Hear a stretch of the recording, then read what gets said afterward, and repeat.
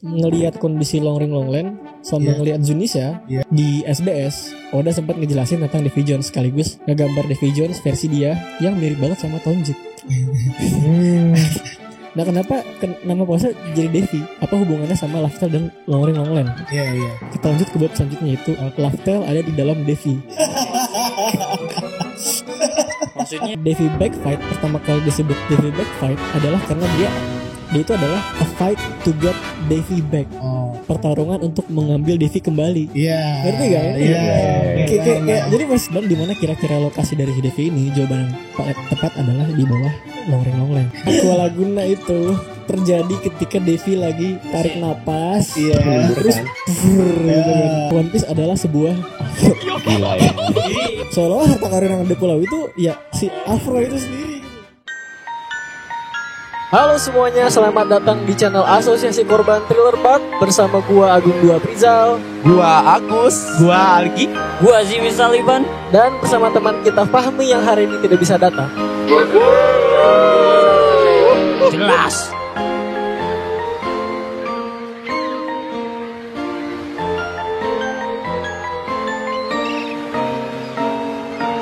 Kali ini kita punya teori tentang Laftel, salah satu teori One Piece favorit gua. Teori ini gua sebut teori, nggak tahu ya, gua nggak tahu namanya apa, cuma intinya Arc Long Ring Longland. Susah aja nyebut namanya. Long Ring Longland. Arc Long Ring Longland adalah kunci menuju Laftel. Dan ini ada salah satu teori favorit gua. Teori yang kalau harus gue ibaratkan adalah teori One Piece yang paling One Piece. Maksudnya kalau lu ngelihat teori-teori di luar sana tuh kebanyakan kayak keren gitu referensinya, terus bagaimana One Piece digambarkan, filosofinya gitu-gitu tuh kayak keren, cool gitu maksudnya. Cool banget. Kalau One Piece tuh nggak gitu, konyol aja harusnya itu kartun gitu. Lawak gitu. Nah, dan teori ini menurut gue One Piece banget, Oda banget. Jadi gak ngambil gitu. Hah? Gak ngambil dari luar gitu. Ngambil dari luar. Teori dari luar juga, ini teori dari konselor juga. Cuma maksudnya bagaimana dia menjelaskan apa itu One Piece-nya itu memang seperti bagaimana One Piece akan ngasih tahu bagaimana apa itu One Piece gitu, ngerti Oh gak? iya. Karakternya Kayak foreshadow. iya gimana sih? One Piece banget lah intinya, Oda banget lah. Pokoknya itu Oda banget. Dan kita mulai ke apa gue sebutnya nih? Ke bab pertama deh, bab pertama. Bab pertama adalah Oda cenderung memberi foreshadow untuk informasi penting lewat hal-hal yang kita kira gak bakal penting. Seperti reveal kalau buah iblis Luffy adalah ternyata Hito-Hitonomi model Sangatnika, memperjelas konteks panel di Skypiea di mana Luffy lagi nari dengan pose siluet yang mirip ketika Sangatnika di reveal. Iya. Kayak gini kan. Yang lagi pesta. Kalau nggak salah ini yang malam-malam itu malam itu ya. Yang ketemu anjing-anjing itu ya. Itu Cuman gak ada awan-awannya doang ya. Iya. Nggak ada bulannya. Nah, maksudnya kita nggak mikirin itu sesuatu gitu. Iya, kayak oh itu party aja. Ya udah ini lagi Cuman siluet. Cuma siluet aja gitu. Luffy lagi nari ya udah gitu. Terus tiba-tiba jeng gitu kan. Itu namanya model Sangatnika anjir. Dan selanjutnya adalah reveal Yonko baru setelah Wano juga memperjelas konteks cover volume manga One Piece 20 tahun lalu gitu. Ini sesimpel cover anjir. Iya, kita nggak mikir apa-apa dari sini gitu. Iya, emang itu karakter yang gitu. Iya, penting aja gitu kan. Cuma sebuah cover yang nampilin Shanks di sini, Buggy di sini, Luffy di sini, Blackbeard di sini, yang tahu-tahu maknanya tuh malah beberapa tahun kemudian Yonko baru di-review dengan posisi yang sama gitu kan. Bener banget. Apakah ini sebuah kebetulan atau emang Odanya udah gitu. Rencanain? Dan tapi cover volume yang baru juga kayak gini juga nih, kayak yang ini juga. Cuma bedanya yang Luffy udah Gear 5, yang ini udah gimana, udah dengan desain yang update-nya gitu lah. Iya, kekuatan yang barunya lah ya. Oda berulang kali ngasih lihat sesuatu yang kelihatan gak penting yang ternyata penting. Nah, ini logika utama dalam teori ini. Jika kita harus menjawab pertanyaan di mana itu Laftel, dengan kecenderungan Oda seperti yang tadi, mungkin kita harus mulai nyari informasi dari sesuatu yang kelihatannya bener-bener gak penting. Ini idenya gitu. Ini ide besar dari teori ini. Nyari sesuatu yang penting dari hal yang benar-benar gak penting gitu. Karena dari bukti tadi. Iya, karena dari kecenderungan Oda gitu. Iya, polanya tuh seperti itu gitu biasanya. Selain itu buah kan tadi yang dicontohkan. Iya, buah. Selain itu buah, ada Yonko dan lain juga nanti gue jelasin. Oke. Dan dari sini kita jadi bertanya apa hal paling gak penting yang pernah kita lihat di One Piece. Dan seperti yang kebanyakan orang pikir, arc paling gak penting di One Piece, jawabannya adalah arc Long Ring Longland. Iya benar banget sih. Alasan arc ini sering dianggap gak penting juga karena plot skala besar One Piece di arc ini sama sekali nggak berprogres, dan satu-satunya progres adalah di akhir ketika Aokiji muncul, ya kan maksudnya. Iya, benar. Selama aku ya nggak ada, cuma main David Backpack aja udah, cuma rebutan kru, apa bercanda sama si Foxy, satu lagi siapa sih, yang si episode Tonji. itu termasuk filler bukan? Ada fillernya. Enggak, yang di Foxy itu termasuk filler bukan? David Backpack itu harusnya cuma sekali kalau di manga, kalau di animenya kan Oke, diperluas, perpanjang lagi. iya kan si Foxy nawarin lagi, lu mau nggak tawarin lagi gitu. Kalau di manga cuma sekali kalau di manga. Ini makanya lebih panjang dan lebih banyak hal yang kepentingan juga gitu, orang jadi malah nonton itu. Bahkan gue pertama kali gue nonton One Piece dari satu itu gue skip aja. Gue kira itu filler, sumpah gue bener-bener kira itu filler aja. Ya cuman main game doang sih namanya. Seolah-olah Oda di sini cuma pengen main-main dan nulis apapun sebebas dia. Ini kata bebas bakal penting. Sehingga ide utama dari teori ini adalah mencari hal penting dari hal yang dianggap paling gak penting dan bahkan konyol sekalipun. Maka dari itu ini akan jadi teori One Piece yang paling One Piece karena kekonyolannya istilahnya Oda banget. Kita lanjut ke bab selanjutnya, yaitu Laftel ada di Long Ring Longland. Lah kok bisa? Lu kan udah pernah nonton nih, kira-kira kayak gimana menurut lu? Kenapa Laftel bisa ada di Long Ring Longland? Ada yang bisa nyimpulin gak? Gue gak tahu, gue gak nangkep anjir. belum ada yang bisa. Gimana ya? Kenapa emang Long Ring Longland tuh kan dia emang bulat kan? Iya bulat. Iya. Ini kalau misalnya dia surut tuh pulaunya kehubung semua kan? Iya. Tapi gue nggak expect kesana gitu kalau Long Ring Longland tuh. Berarti belum bisa nyimpulin. Belum. Oke. Dari informasi tentang Road Poneglyph, kita tahu kalau Laftel ada di garis interseksi dari 4 titik lokasi yang ditunjuk oleh Road Poneglyph. Artinya Laftel adalah pulau yang diam di tempat. Iya. Dari dulu sampai sekarang nggak kemana-mana. Oke. Tapi gimana mungkin pulau yang nggak kemana-mana itu susah dicari banget gitu loh. Jawabannya adalah karena Laftel disembunyikan, dan disembunyikannya di Long Ring Longland. Nah, gimana cerita? Gimana tuh? Long Ring Longland juga seolah-olah selama ini udah sembunyikan dari para penonton One Piece maupun karakter One Piece itu sendiri. Pertama, akhirnya dibuat seolah-olah gak penting, sehingga orang-orang gak akan merhatiin pulau ini sama sekali. Kedua, pulau ini berbentuk cincin dengan 10 puncak. Setiap puncak tersebut cuma dataran kosong aja, yang bikin para pengunjung pulau ini juga gak akan tertarik sama sekali buat explore pulau ini. Kecuali cuma Luffy anjir. Pas Mugiwara Kurobugur datang nih, yang lain kayak ini apa gitu. Pada dia pick apa? Luffy kayak padang rumput gitu. Itu lu bisa nyimpulin gak kenapa? Tadi kan gue bilang kata bebas itu bakal sangat penting di teori ini. Karena bebas di situ. Ada kebebasan kan? Dan berhubungan dengan apa? Bebas itu. Dengan apa ya? Bebas. Kebebasan. Iya. Oke, lanjut dulu deh. Lanjut dulu aja deh. Dan bagian bawah pulau ini juga normalnya ketutupan air laut dan cuma bisa diakses ketika Aqua Laguna. Jadi kayak pas apa sih namanya tuh? Tsunami-nya tuh arusnya tuh gitu. Iya. Nah, air di sini di sini surut. Iya, ketinggian di Longland surut. Pulaunya ini setahun sekali cincinnya terhubung. Dan log post juga cuma bakalan nunjuk ke salah satu puncak dari pulau ini. Terus habis itu nunjuk ke pulau selanjutnya. Jadi untuk pindah ke pulau-pulau lain tuh susah gitu. Lu enggak tahu apa yang ada di pulau lain. Iya. Lu datang ke salah satu puncaknya, terus puncaknya ngarahin lu ke langsung ke pulau selanjutnya gitu. Iya, enggak ke pulau yang cincin itu. Karena itu satu pulau sih. Jadi untuk navigasi ke cincin lain tuh gak bisa pakai dengan air susah. Satu cara lu setahun sekali pas lagi surut kayak gini, dan lu jalan gitu lewat bawahnya, lewat penghubungnya ini gitu. Kesannya udah pengen banget siapapun gak merhatiin pulau ini. Orang di One Piece juga kayaknya langsung bete pas nyampe pulau ini gitu, kayak yang ngapain? Gue udah sampai kalau misalkan log postnya udah ke pulau selanjutnya, udah gue pergi gitu, di sini gak ada apa-apa gitu. Kayak gue ngerti gak maksud gue? Orang-orang tuh dialihkan banget dari sini gitu. Bener-bener dibuat untuk tidak menarik. Ya ngerti gak? Iya, karena log post aja kan. Ya udah. Iya kayak apa istilahnya tuh?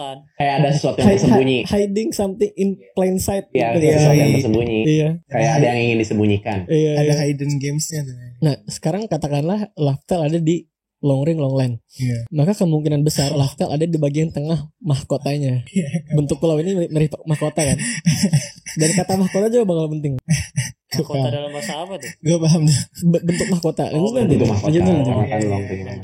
Dan cuma bisa diakses ketika airnya surut alias selama Aqua Laguna. Alhasil kita punya lokasi yang cuma bisa diakses di waktu tertentu dan hanya akan ditunjukkan oleh alat navigasi tertentu.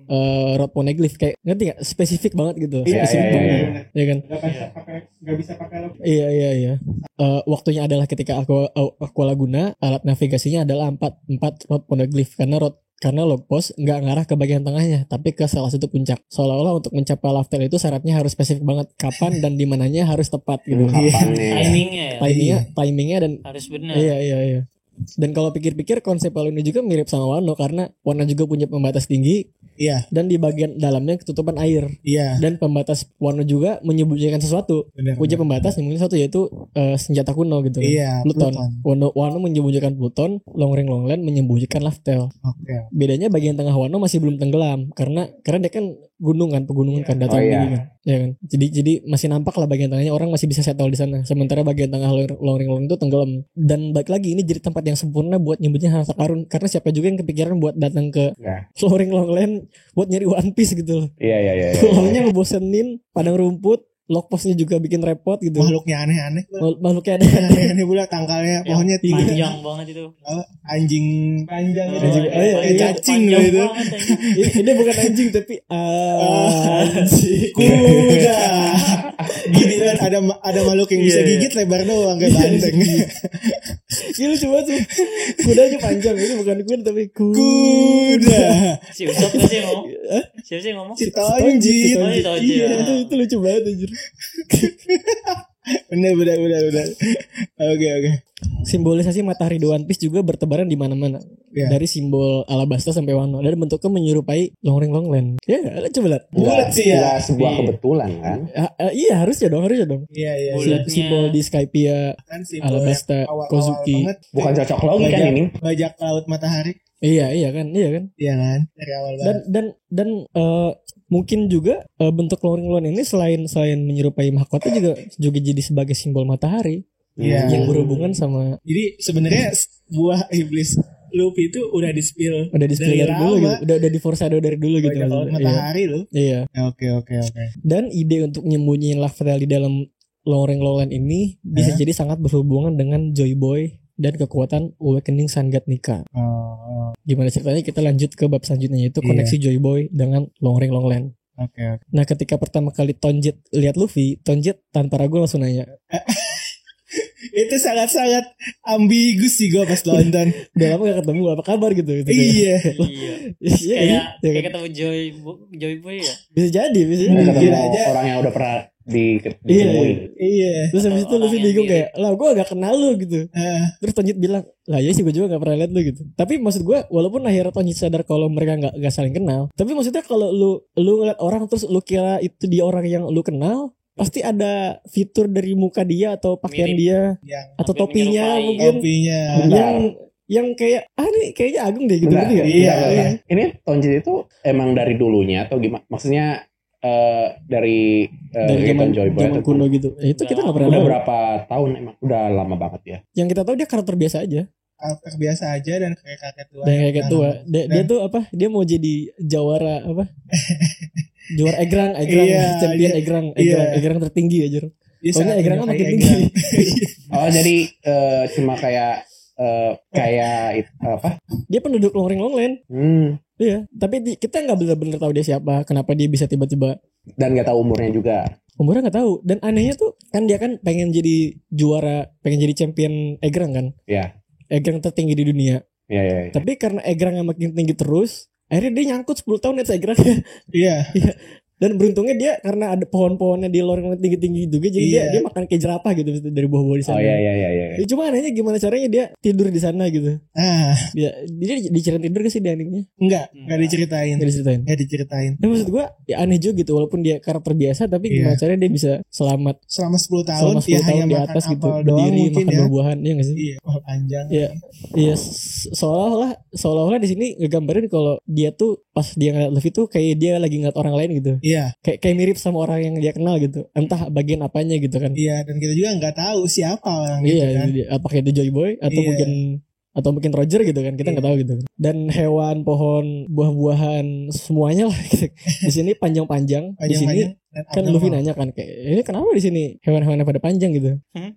Terus si Tonjit ngejelasin, oh iya, para pengunjung pulau ini juga suka nanya kayak gitu, dan jawabannya adalah semua yang tinggal di sini merasa bebas. Iya. Freedom. Oleh karena itu mereka tumbuh jadi panjang dan lebih tinggi dari biasanya. Merasa bebas. Udah dapet belum? Kata bebas ini berhubungan dengan apa? Kata bebas. Dengan Joy Boy sih kalau yang tahu kan ya waktu si Dari yang Sado. tadi dibilang bebas. Oke, pada belum dapat nih kayaknya nih. Bebas. Kan kita tahu Luffy ternyata buahnya adalah Hito Nomi model Sun God Nika kan. Iya. Dan mekanisme kekuatan Luffy adalah kebebasan, coy. Dia bebas. Oh iya benar. Ya. Dia Bebas bisa mau- apa aja keinginan dia, apa Iya, imajinasinya Batasnya dia. adalah imajinasinya kan. Iya. Maksudnya pertama batasan kekuatannya adalah imajinasinya, kebebasan dia kan. Terus kedua dia adalah julukan Sun God Nika itu Warrior of Liberation, orang yang membawa kebebasan. Iya.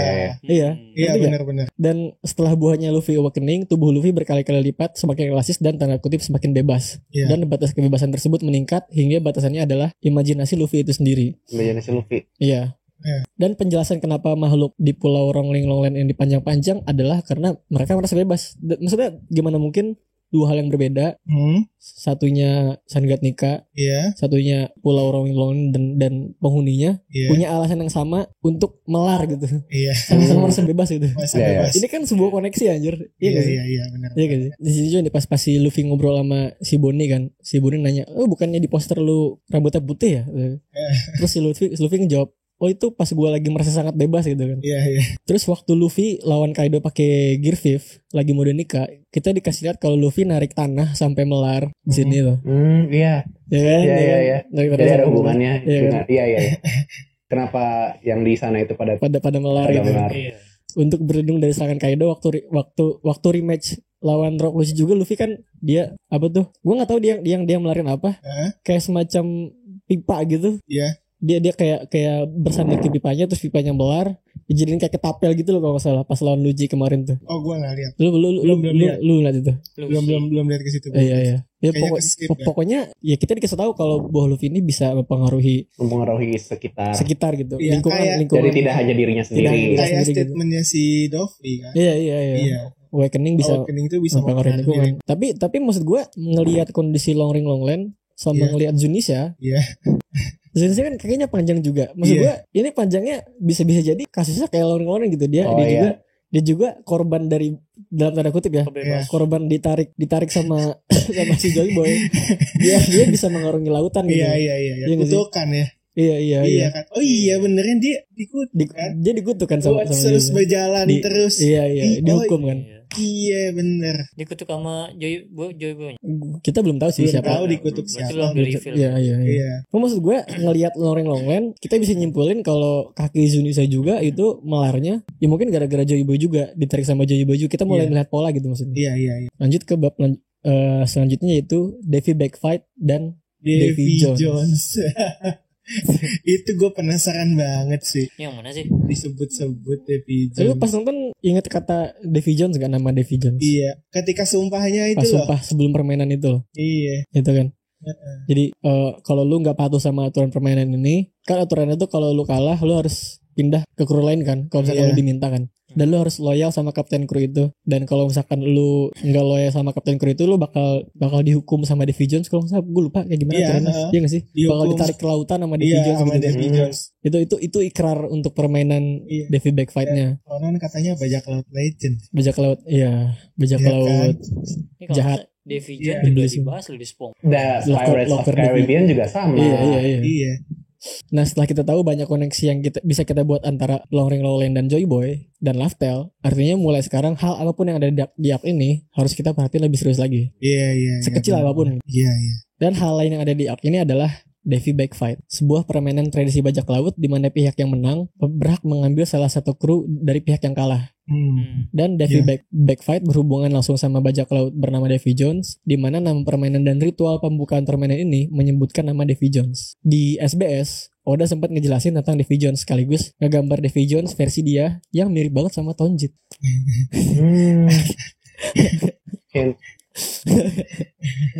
Iya sih. Iya sih. Nggak cocok logi kan ini? Gak tahu. Gak tahu. Gak Ya. tahu.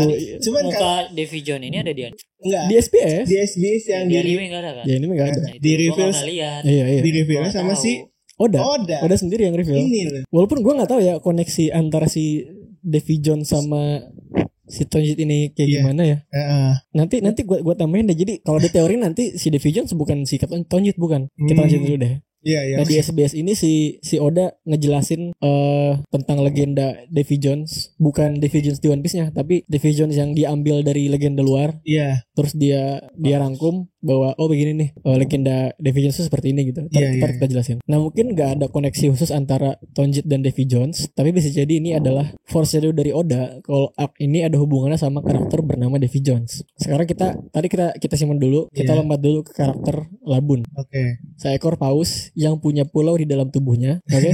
Artinya di dunia One Piece sangat mungkin untuk membuat pulau di dalam tubuh paus. Iya. Dan nama spesies Labun adalah Island Whale atau artinya paus pulau. Kisah Labun itu kurang lebih bisa kita simpulin begini. Kisah paus yang di dalam tubuhnya ada pulau, berteman sama manusia, lalu teman manusianya mati, lalu teman manusianya hidup lagi, sampai akhirnya teman manusianya ketemu lagi dengannya. Ya kan? Nanti Brook bakal ketemu lagi kan sama si Labun kan. Ini. Nah kita juga tahu kalau Joy Boy udah mati. Oh iya. Dan kembali lagi dalam sosok Luffy. Dan lu paham nggak? Iya paham. Oke, simpen baik-baik tentang paus ini. Iya. Waktu Kuromugiwara ke atas tuh, keluar dari Pulau Manusia Ikan, kan mereka ketemu juga paus pulau yang lain tuh yang ada banyak mirip Labun, yang bahkan punya luka yang sama kayak Labun kan, di depannya juga kan. Dan banyak yang sama. Iya, nggak satu paus doang. Dan bukan cuma itu, maksudnya pas ketemu pulau-pulau ini kan, si Brook mainin lagu Bengsake kan. Dan anehnya para paus pulau ini juga seolah-olah kenal sama lagu itu gitu. Iya, pada menikmati gitu, entah kenapa gitu. Nah Brook kan adalah orang yang temenan sama paus, mati, hidup lagi, terus pengen ketemu lagi sama pausnya, dan mainin lagu Bengsake di depan pausnya, di depan si Labun. Bagaimana jika Joy Boy juga mengalami kisah yang serupa, tapi versi dalam skala besarnya dari kisah Brook? Dia juga mati, temenan sama paus, hidup lagi, dan bakal ketemu lagi sama teman pausnya. Iya. Dan nama pausnya adalah Davy. I see. Nama pausnya adalah Davy. Kesamaannya bukan cuma Joy Boy udah mati terus hidup lagi, tapi Zunesa juga hanya bakal mengenal Luffy adalah Joy Boy ketika Luffy ada dalam bentuk Dika. Seperti Labun yang hanya akan mengenal Brook dari rambut afronya. Iya nggak? Iya benar. Itu kesamaan yang lainnya gitu. Iya kan di sini dijelasin kan kayak Joy Boy has returned gitu kan. Ketika pas banget si Luffy berubah ke mode Sharingan Nika kan. Iya. Bahkan kita pernah dikasih lihat Brook dalam pose Nika. Tapi kita enggak bagian mana? Di manusia ikan ini. Di manusia ikan itu ya waktu ini kan mempertegas paralel antara kisah Joy Boy sama Brook ya. Nah kenapa nama pose jadi Davy? Apa hubungannya sama Laftel dan Longring Longland? Iya. Kita lanjut ke bab selanjutnya, yaitu Laftel ada di dalam Davy. Maksudnya di perutnya. Iya. Kayak Labun lagi di dalam Labun kan ada pulau tuh, pulau buatan Krokus. Iya benar. Kan? Kan jadinya nggak bisa dideteksi sama Longpos. Iya kan. Tapi apa hubungannya sama Longring Longland? Iya. Oke, kita lanjut dulu. Di Longring Longland, Robin pernah bilang kalau Davy Jones adalah bajak laut yang dikutuk untuk hidup di bawah laut. Dan Davy Jones bisa jadi emang dari awalnya makhluk laut, karena nggak mungkin manusia bisa selamat tinggal di bawah laut. Kecuali ada pulau bawah laut lain selain pulau manusia ikan, tempat si Davy Jones ini dihukum gitu kan. Tapi menurut gue yang paling mungkin itu adalah kalau Davy Jones ini, legenda Davy Jones di One Piece ini sebenarnya bukan manusia gitu, bukan bajak laut manusia, tapi makhluk lain yang mungkin adalah paus gitu, yang bernama Davy. Maksudnya gocekan kayak gini kan udah sering lah di One Piece kan, maksudnya. Poseidon kita ngiranya senjata gitu kan. Yang ternyata Gomu kita ngiranya hito gitu kan. Poseidon taunya makhluk hidup kan. Bukan senjata kan. Benar. Ketika kru Mugiwara masuk ke Labun, ada banyak bangkai kapal dan harta karun. Yang jadi petunjuk tentang makhluk macam apa si Davy Jones ini. Si Oda di FBS bilang gini soal Davy Jones. Ada seorang bajak laut pembohong dan tidak berguna bernama Davy Jones. Seorang kepala geladak rakus yang terkenal meletakkan semua barang berharga krunya di lokernya sendiri. Dalam tanda kutip, harta karun krunya di lokernya sendiri. Dia sangat jahat, bahkan untuk seorang bajak laut. Sehingga suatu hari iblis sendiri mengutuk Davy untuk hidup di dasar laut selamanya, menjarah geladak kapal yang tenggelam, dan menempatkan semua harta karun yang tenggelam ke dalam lokernya. di tempat yang tidak pernah terlihat lagi. Seperti kayak ini loh, kayak kalau apa ya? Iya, kayak bias, kayak kiasan gitu. Kiasan gitu. Konsep dari karakter Divisions yang udah coba jelasin kurang lebih begini. 1, Divisions adalah makhluk dari zaman kuno. Iya. 2, dikutuk atau dihukum untuk mengerjakan sesuatu selamanya. Kayak Junesa.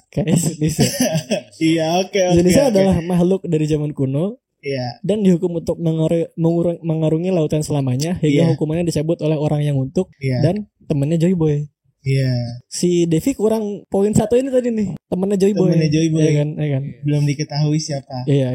Nah, dari deskripsi tentang Davy Jones yang udah paparin di SBS, udah mengambil inspirasi kisah Davy Jones, di mana Joy Boy adalah the devil, iblisnya yang mengutuk Davy Jones, dalam tanda kutip mengutuk Davy Jones ke bawah laut untuk menyembunyikan One Piece, di mana Joy Boy memasukkan harta karun krunya ke dalam loker Davy Jones.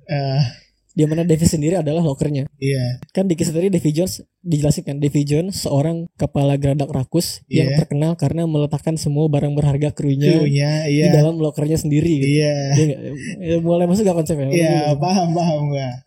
Oke. Tapi kemungkinan kisah Davy Jones bukan satu-satunya inspirasi untuk bagian ini. Tapi juga kisah Jonah and the Whale. Tahu gak Jonah siapa? Yunus dan ikan nun. Oh. Iya. Di mana Nabi Yunus dimakan dan masuk ke dalam perut ikan. Mungkin di One Piece nama pausnya adalah Davy.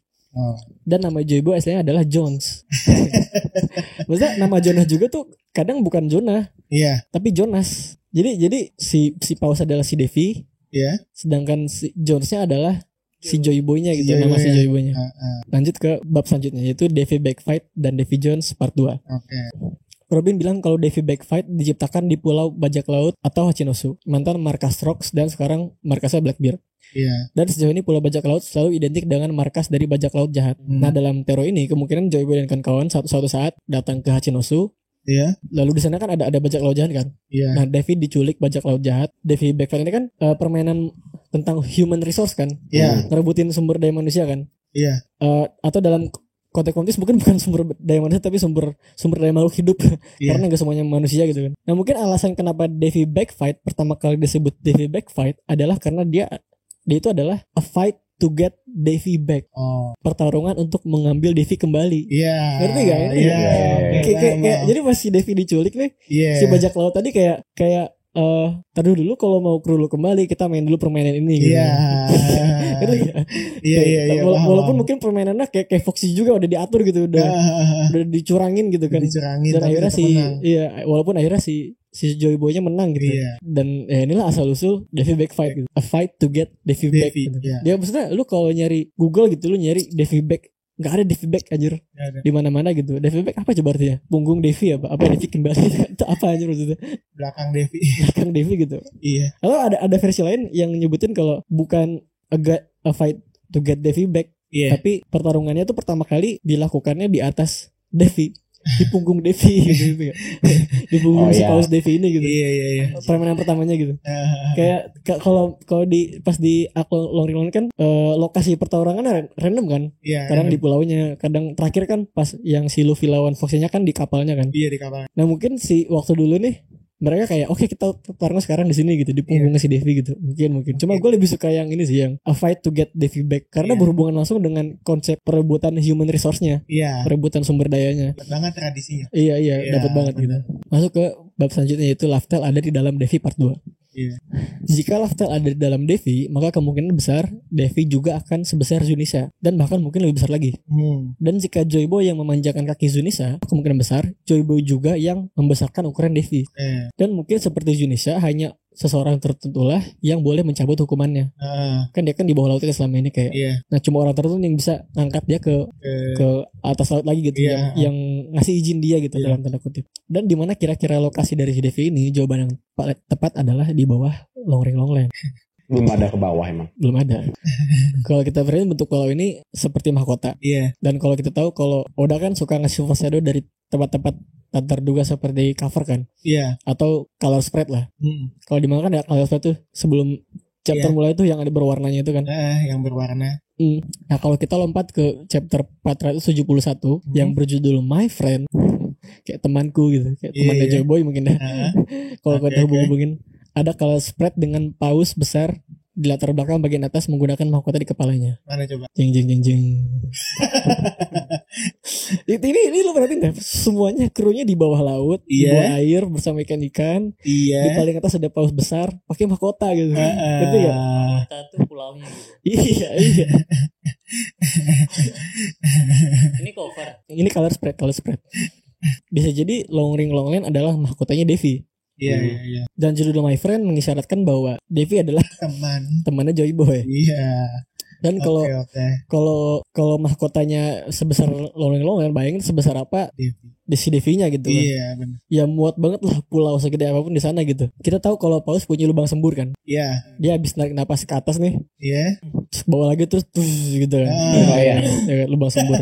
Nah mungkin aja Aqualaguna itu hasil dari itu paus menyembur tsunami Aqualaguna itu terjadi ketika Devi lagi tarik napas. Iya. Terus gitu kan. Nah kenapa si Long Line turun? Karena Devi-nya naik ke atas, surut, ngerti nggak? Long surut, si Devi-nya naik ke atas. Iya, cuman nggak nampakin. Iya, nggak begitu nampakin, mungkin tutup apa gitu, gue nggak ngerti lah. Ada yang nyembunyiin gitu ke atas, terus kan jadi ini orang-orang di sini terus bermigrasi gitu kan. Terus dia turun lagi gitu. Turun lagi. Jadi si Devi ini ngambil nafasnya tuh setahun sekali gitu ke atasnya. Gak ada yang aneh di One Piece anjir. Ada wanita yang hamil 2 tahun baru keluar. Istri si Roger. Iya benar. Si S, iya nggak sih? Iya dia. Jadi kalau ada suatu hal yang abnormal. Iya, ada paus yang setahun sekali ngambil napas segede banget. Iya. Ya, kenapa enggak gitu loh. Lanjut nih. Di color spread chapter 304. Long Line, tentu saja kita dikasih lihat kru Mugiwara main musik untuk manggil hewan laut. Dan muncul beberapa belut warna-warni pakai topi jerami. Dan di kalau seperti yang sama di halaman selanjutnya, pas dia lagi manggil, ini bukan halaman selanjutnya, ini halaman sebelumnya. Jadi mereka main musik kan, terus keluar belut kan. Tapi Luffy nggak bilang buat manggil belut, men. Ayo datang. Oh iya. Paus besar, come big whale. Iya. Ngerti gak maksud gue? Dia bukan manggil belut, tapi dia manggil. Oke, ngerti gue. Ya mungkin ini jadi foreshadow kalau Devi hanya bisa dipanggil menggunakan lagu-lagu tertentu aja. Lagi-lagi sebuah paralel terhadap Brook dan Labun, ya nggak sih? Dan mungkin ini alasan kenapa waktu kru Roger OTW Laftel mereka nyanyi Bing Sake. Mungkin si Devi hanya bisa dipanggil dengan lagu Bing Sake. Oh iya. Ya kan? Iya. Lagu Bing Sake dan tadi satu lagi mode Sangat Nikah. Iya. 2 syarat tuh, udah ketemu 2 syarat tuh ya. Iya. Dan di sini ada potensi foreshadow lain soal paus. Di sini kan entah kenapa lokasi Poneglyph itu selalu dikelilingi sama paus. Iya. Rod Poneglyph di sini kan di Pulau Manusia kan ada Rod Poneglyph juga di sampingnya dikelilingi sama paus. Di chapter mana? Kalau nggak di chapter ini dijelasin. Apa bukan ya? Bukan tuh ada kata-kata gue lupa chapter berapa. Dijelasin kalau paus itu selalu tahu di mana tempat yang subur. Gue nggak tahu itu literal atau itu kiasan gitu, ngerti nggak? Terus lokasi Rod Poneglyph selanjutnya di Zoo. Iya. Oh, ada paus. Di dalamnya Rod Poneglyph. Iya. Dan di sini pausnya pakai rambut afro. Aduh, nggak afro juga. Mirip dong. Iya, nggak afro juga. Nah selanjutnya kita punya Whitebeard. Moby Dick kok paus? Whitebeard punya kapal namanya Moby Dick untuk ke paus. Dan Whitebeard salah satu julukannya adalah orang yang paling dekat dengan One Piece. Orang yang paling dekat dengan One Piece adalah orang yang punya kapal paus. Ngerti gak? Yang paling dekat dengan One Piece adalah paus. Ngerti gak? Iya. Kayak ini loh. Apa kayak tanda-tanda ya? Kayak foreshadow gitu. Foreshadow banget ya. Apa sih namanya hint gitu hint. Iya. Lalu kita ke bab selanjutnya. Iya, oke. Selanjutnya adalah One Piece adalah sebuah Gila ya. Jadi ini dibahas tuh pas waktu duel terakhir itu sama si Foxy.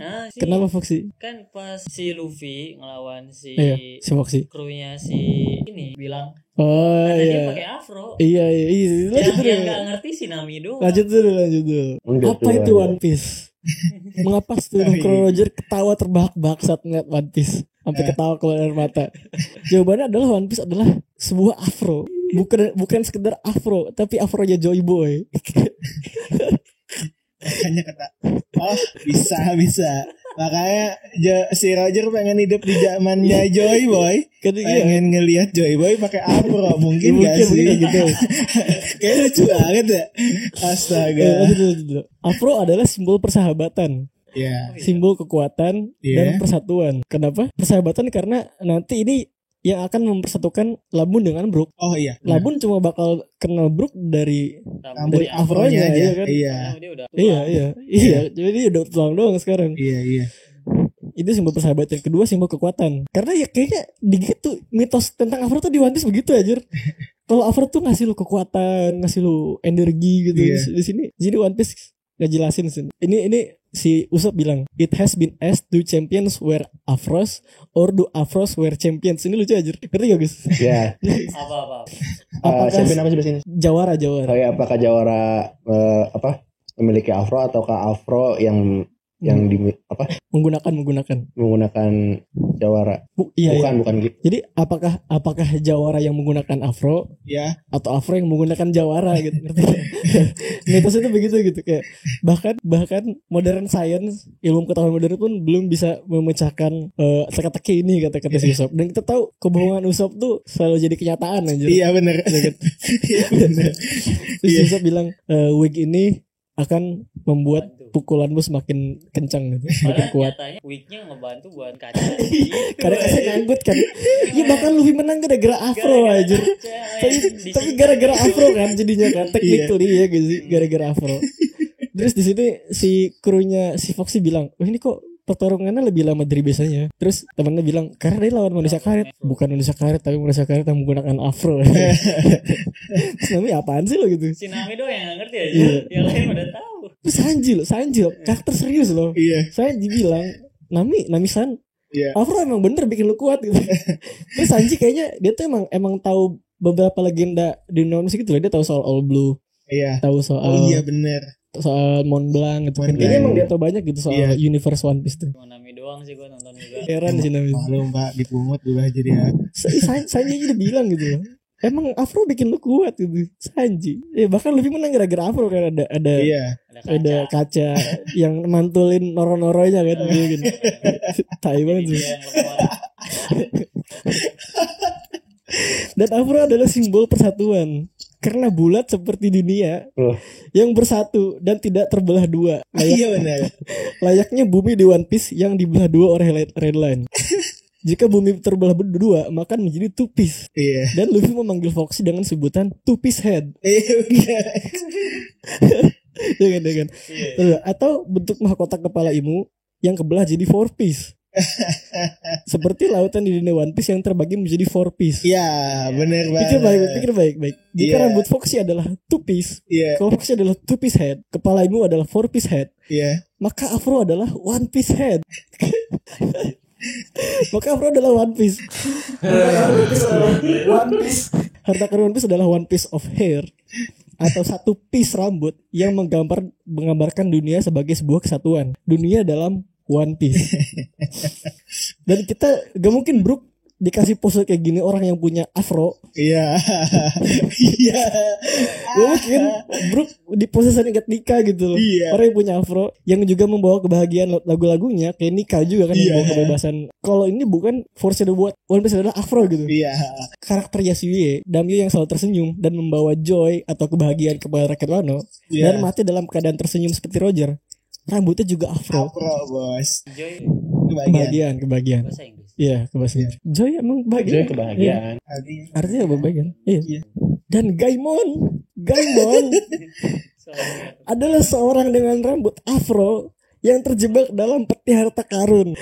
Gaimon bertahun-tahun coba ngambil harta karun di sebuah pulau yang ternyata harta karun adalah kosong kotaknya. Petinya sampai dia nggak sengaja kejebak dalam peti harta karun. Seolah harta karun yang ada di pulau itu ya si afro itu sendiri gitu. Iya gak sih? Iya benar. Kurang foreshadow apa lagi dia anjir. Harta karun One Piece ini afro. Ini sangat foreshadowing sekali. Sesuatu yang di dalam. Ini Oda banget tuh, ini Oda banget. Bisa sih. Maafin ya Oda kalau cerita lu nanti tiba-tiba anjir bener nih bocah nih. Maafin ya Oda ya. Abis itu udah revisi ya. Dan Afro tentu adalah alasan yang tepat kenapa Roger dan kru ketawa terbahak-bahak pas lihat One Piece. Iya kan? Apalagi coba? Masa harta ketawa? Iya, kemarin yang teori yang Imu itu personifikasi bulan itu sebenarnya lanjutannya coba gue gak masukin. Lanjutannya itu dia ngejelasin kalau One Piece itu kalender Aztec. Apa tuh? Pokoknya ada foreshadownya di arc di cover story-nya Enel kalau nggak salah ada foreshadownya, di Skype juga ada foreshadownya. Alasannya kalau nggak salah alasannya kenapa? Karena si kalender Aztec ini tuh kalau lu baca nih kayak lu tuh bisa ngetahui peristiwa masa depan gitu. Oh iya. Nah seolah-olah pas si Oden pulang dari Joy Boy dari Laftel kan kayak dia tuh tahu banyak hal gitu kayak tentang kayak di masa depan bakal ada kayak Luffy bakal datang gitu kayak tahu soal ramalan gitu kan. Cuma tapi tidak lucu gitu, ngerti gak? Tidak bikin gue ketawa kalau pas gue baca teori itu gitu. Dan satu lagi alasan kenapa Afro adalah supaya Devi mengenal Luffy. Ya paralel sama kayak Labun cuma kenal Brook lewat Afronya gitu kan. Iya. Tapi di sini tadi ada beberapa syarat kan kayak pas manggil si Devi-nya harus pakai Bing Sake gitu ya kan ke pembukaan. Nah tapi biar pas si Luffy-nya dikenal sama si Devi, Luffy harus pakai Afro dan juga mode nikah supaya Luffy kenal dan ambil alih komando Devi. Ngangkat hukumannya itu tadi loh. Ngangkat hukumannya kayak kan si Momo juga kan ngangkat hukumannya si Zunisa kan. Kayak dia gak boleh ngelakuin hal lain selain mengurangi lautan kecuali disuruh sama si Momo. Kayak si siapa si Zunisa cuma mau nyerang siapa tuh yang si Jack kan ayo suruh gue, ayo perintah gue gitu kan. Kayak hukumannya cuma bisa diangkat sama orang yang tepat gitu. Sama orang-orang yang tepat aja. Nah hukumannya dalam tanda kutip hukumannya si Devi juga cuma bisa diangkat sama si Luffy nantinya dan melaksanakan tugas akhirnya. Apa tuh akhirnya? Nanti kita jelasin. Belum. Dikatakan bahwa harta karun One Piece adalah harta karun yang bisa memutarbalikkan dunia. Tapi gimana caranya Afro memutarbalikkan dunia? Kesamaan Labun dan para Island Whale lainnya adalah mereka sama-sama ingin menghancurkan Red Line. Bisa dilihat dari kepalanya kan, sama-sama lecet. Dari kepalanya sama-sama lecet, beneran. Dan mereka juga sama-sama suka lagu Bing Sake. Mungkin bagi para Island Whale ini, Red Line ini gak natural lagi mereka. Tadinya gak ada gitu. Sehingga mereka pengen ngancurin. Sementara bagi Labun dia alasannya sederhana, dia pengen ketemu sama temennya. Tapi malah kehalang sama Red Line. Bagaimana jika ada Island Whale yang mungkin ratusan kali lipat lebih besar yang dikomando oleh seseorang dengan Afro dan diperintah untuk menghancurkan Red Line dan membuat dunia menjadi One Piece. Maka Afro dengan ini sudah bisa memutarbalikkan dunia, men. Bener. Iya sih. Dan dari sini Luffy dengan cara ini Luffy bisa memenuhi ramalan Madame Shirley. Ini ramalan dia apa sih? Kalau Luffy itu nanti bakal ngancurin Pulau Manusia Ikan. Dan Pulau Manusia Ikan kan di bawah Red Line. Pas banget di bawah Red Line. Kalau Red Line hancur, ya Pulau Manusia Ikan juga ikut hancur, ya kan? Dan nanti rakyat Pulau Manusia Ikannya bakal ngungsinya pakai kapal Noah itu. Noah. Ngerti gua. Yang kapal kayu, kapal Nuh yang gede. Yang ribut sama si itu si Hodi. Masuk situ kan ribut. Iya, dalam situ. Yang terakhir pakai jurus si S itu. Iya, situ. Red Hawk. Itu kan masuk situ. Iya. Tahu. Dan ini juga paralel dengan Zunisha di mana tugas dia adalah menghancurkan pembatas Wano. Kalau Zunisha menghancurkan pembatas Wano, Devi menghancurkan pembatas bumi. Paralel. Paralel di situ. Cuma kalaupun One Piece adalah Afro ya, bukan berarti satu-satunya yang ada di level tuh One Piece doang gitu. Pasti ada hal lain juga. Makanya kenapa sih bisa tahu sejarah dunia gitu kan. Mungkin di situ ada catatan-catatan gitu, ada poneglyph juga gitu kan maksudnya ya kan. Bukan berarti One Piece-nya itu Afro nggak ada apa-apa lagi di situ gitu loh, maksudnya bukan berarti gitu kan. Ya, mungkin ada emas-emas juga gitu kan, ada segala macam lah, ada duit-duit juga gitu kan. Kalau lu baca SBS Oda ngejelasin soal SBS kepanjangan. Gak tau gue kepanjangan apa sih. Gue gak tahu. Kayak Q&A gitu. Iya, Q&A antara Oda dengan para penonton. Tanya jawab. Jawab. Jadi ada yang nanya kenapa alis Sanji itu keriting muter-muter. Itu penjelasan Oda tuh konyol sumpah. Apa sih? Gue lupa penjelasannya, baca dah. Gue lupa. Kalau lupa gak usah ngasih tahu. Iya, maksud gua ini sama kayak ini gitu, ngerti gak? Ini penjelasannya konyol kan. Yang Afro tadi kan bukan sesuatu yang penting, gimana keren apa gimana gitu. Yang dihubung-hubungannya bukan sesuatu yang kayak sistematis atau gimana gitu, ada hubungannya sama mitologi apa, ada gimana, enggak, cuma Oda dan kekonyolannya aja gitu. Dan penjelasan Oda tentang kenapa Sanji alisnya muter-muter itu Oda bilang jangan remehkan keriting gitu. Kalau keriting adalah apa gitu, itu konyol aja maksudnya kayak. Tapi kayak hint lah. ini tuh kayak gitu Iya. kayak gitu aja. Karakternya udah banget gitu sifatnya tuh. Makanya gue suka banget gitu. Kadang lu nyari teroris tuh bukan sesuatu yang harus ada mitologinya sama apa gitu apa. Yang konyol aja gitu. Yang konyolnya aja. Karena yang konyol tuh cukup gitu. Sangat-sangat berpola lagi. Iya kan sangat berpola lagi. Tapi walaupun konyol juga kan gak menghilangkan unsur-unsur filosofisnya juga kan. Iya, kayak Davy Jones ya. Kebebasannya. Iya. Persahabatannya segala macam kayak pertemuan ulang.